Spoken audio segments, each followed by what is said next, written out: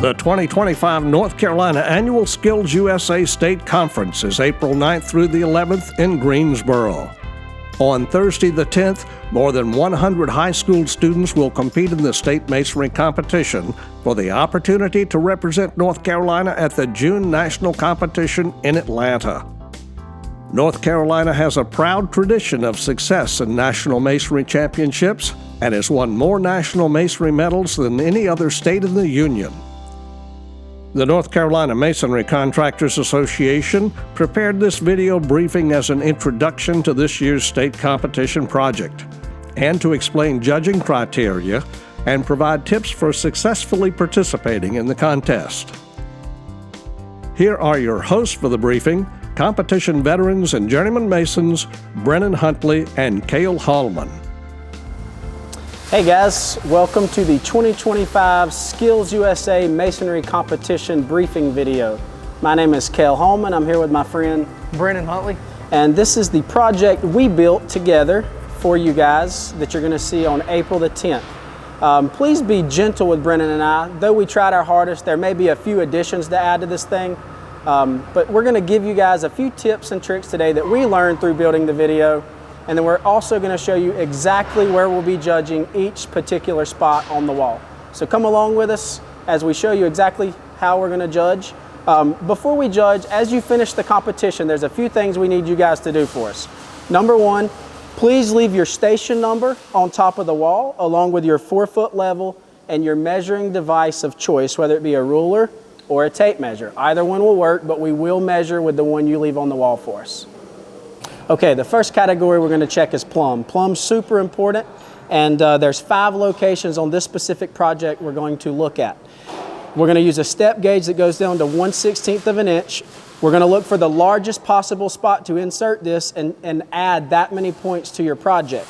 So, Brennan, help me here. We're going to stick the level on the wall. We're going to get the bubble in the center of the 2 lines, and then Brennan's going to begin looking for the largest gap. Brennan, check it on this side, please.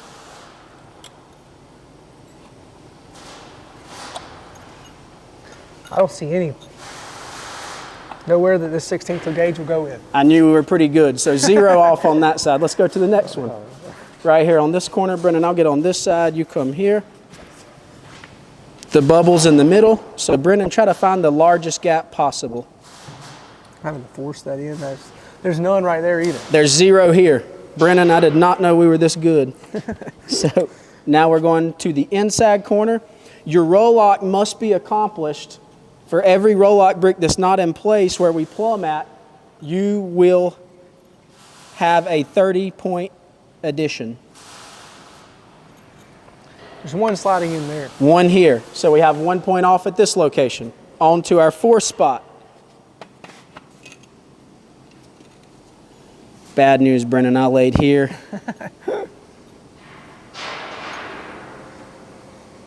There's only 1 spot there. Well, it will only take 1. The greatest depth is only 1, so 1/16 off there. So Brennan had multiple locations that he got 1 point, but that is only 1 point for a total of 2 points so far. We're now to our final spot. The bubble's in the center. There's 1 there also.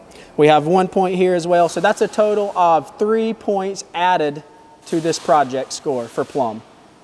Our next category is going to be level. We're going to take the contestants' 4-foot level that they leave on top of the wall for us, and we'll check it in 3 spots, with the first one being right in the center. So Brennan, come here. As I hold the level in the center, I'll get the bubble correct, and then you find the largest gap possible. There's 1 there. Yeah, just 1. Multiple spots with 1, but that is only 1 total point. So now we will transition to here in the center of these, going down the center of the 2nd brick. The bubble's in the center, Brennan, so see what you can find. I'm having to force that so there's not 1 there. 0 here. We're at 1 total. Now we're going to go 1, 2, 3 for Dale, and we'll put this in the center, level it up. There's 2 there. 2. Oh my goodness. So a total of 3 off on level. Now we're heading over to Straightedge and Range. There will be 4 locations we judge from, 1 on the left side and 3 on the front. Your row lock must be completed, otherwise you will have a maximum 30-point addition to your score, which is the most possible. If you want to win this competition, you really need to finish your row lock. So Brennan, let's jump on this. We'll start here on the left side. I'll range from the top corner to the bottom left corner. Come in at it from the top, maybe, Brennan. You can even come behind me. There's 1 in 2 locations, so 1 for that one. 1 for this spot. Now we'll go from the bottom of the second course of block in the inside corner to the top right corner.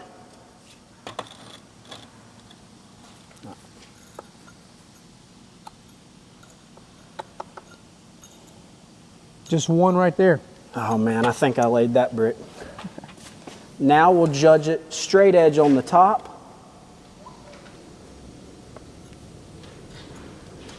That one's tight, but we definitely have 1 right there. So 1 at each location. That's a total of 3 additions so far. Now we will go to the center of this stretcher course, the center of the soldiers. All right, Brennan, see what we got. There's 1. Just 1 right there. 1 max. So that's a total of 4 additional points added to the competition. Remember, low score wins. After straight edge and range, we're going to head into measurements. We'll check measurements in 2 locations, the first being height and then our length. We'll unfold your ruler or your tape measure, whichever you leave us, and we're going to check at this front corner. The judge will take the step gauge and place it flat like this. We're showing 38 and 9/16, which is 1/16 of an inch low. So that's 1 point added. Now we'll check the length of the wall on the front edge of the brick. Brennan will hold his step gauge. We'll bump it into that. Should be 47 and 5/8, and we are reading 47 and 5/8, so 0 points off on length. A total of 1 additional points added to the competition wall.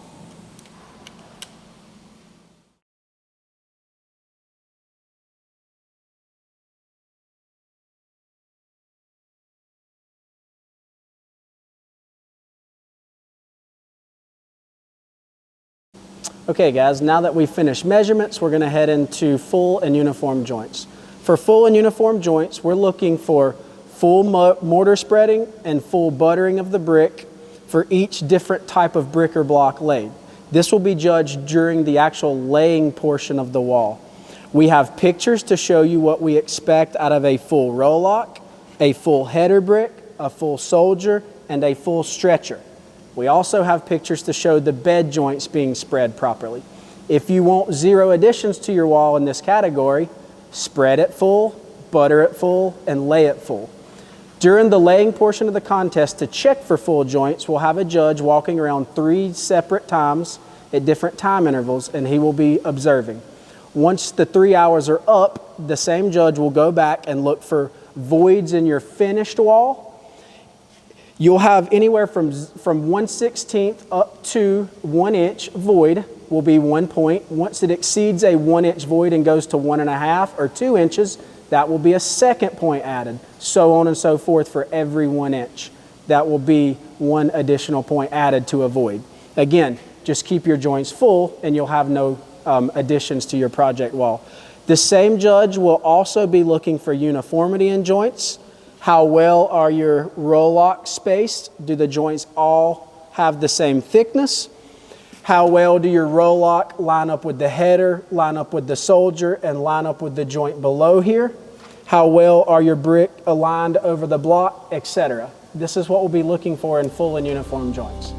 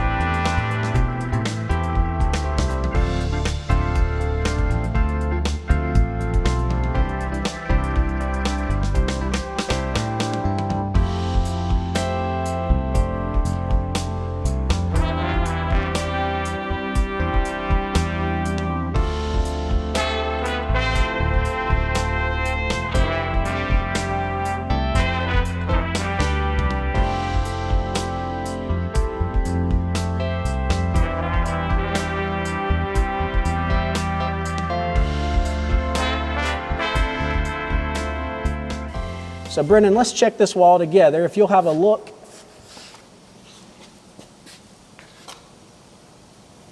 Yeah, these are all lined up exactly the way that the plans show. So these are lined up, these are lined up, these are lined up properly. I notice on the top here that I have a little bit of a deformity with my joining. There's almost a crack or lack of space here. That would probably be a point. This joint here is bigger than this joint. That may be a point as well. We're also going to check all the way around the competition panel. The sides, the back, and the front. Brennan, not very surprising since we built it, but this wall looks really good. These are very uniform back here. Also, everything's lines up this course and that course. The uniformity is great, and the full joints are great. I see a point here and a point here. So 2 total points added to this competition wall. And again, very much like golf, a low score is going to win. Okay, the next category is correct design. And your panel must match what is provided for you on the plans. And each brick or block that does not match the plan is 1 point added to your score. So for instance, this roll lock has to have the same number of roll lock that's showing on the plans. If not, if you have one added or one less, then that adds 1 point to your project. Just like right here, we need to make sure that we have the same number of headers as there is on the plans. Also with the basket weave, each block has got to be laid exactly per plan. But if not, then you have 1 point added for each brick or block.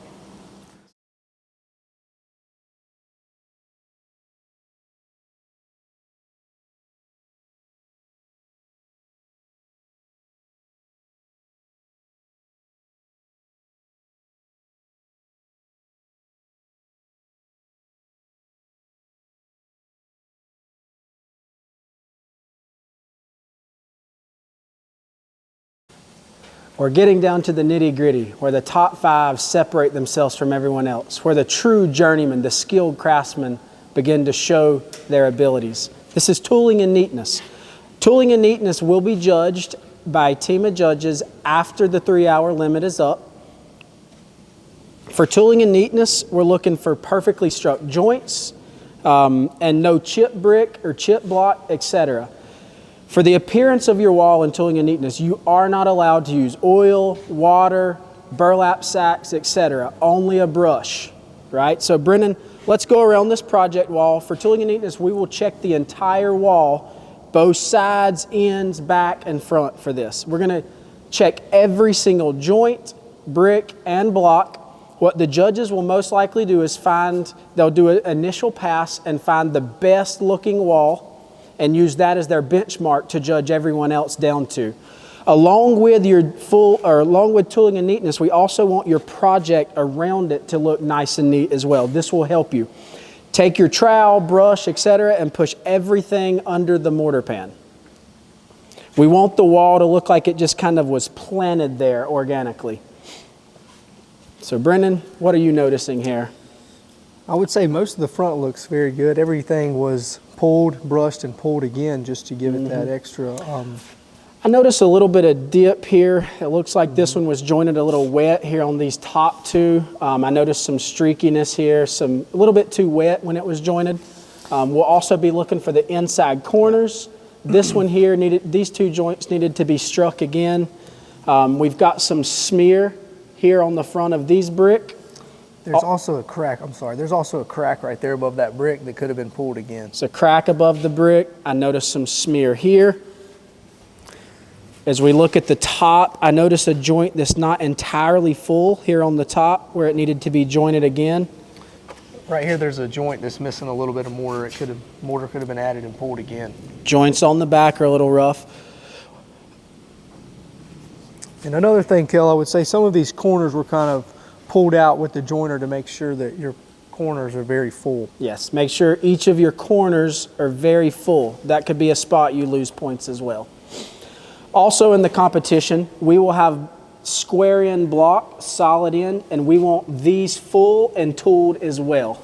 These joints here must be full and struck with your joiner to look perfect. This wall looks very clean, not surprising as we laid it, but I think there may be a couple points to take off, but that would be up to the team of judges.